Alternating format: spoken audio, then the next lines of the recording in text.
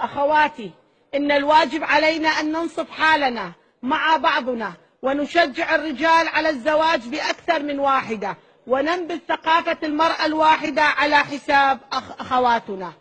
وإن من دواعي مسؤولياتنا أن نلتفت لعلاج هذه الظاهرة الخطيرة التي إذا ما عولجت سوف تؤدي إلى طعن كرامتها، وهذا ما لا نرضاه لأخواتنا وبناتنا. ولنطلق شعار: نقبل بعضنا شريكات من أجل صون كرامة المرأة.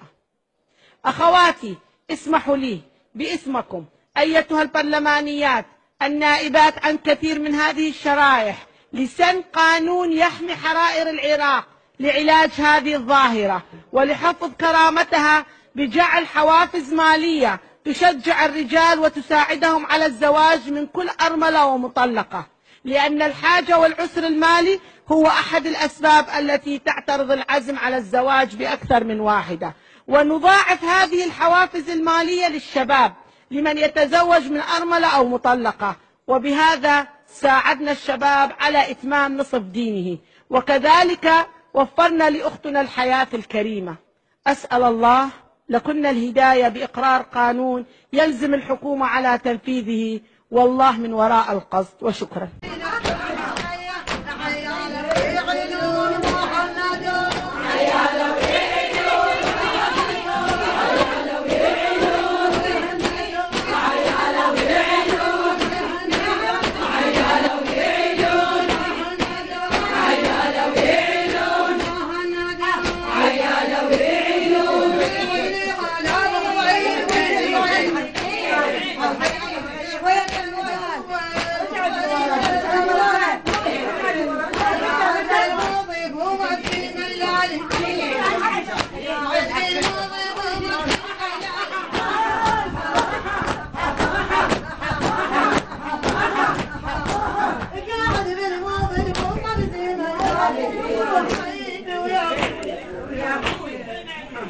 صادق على صوت الدين العالي.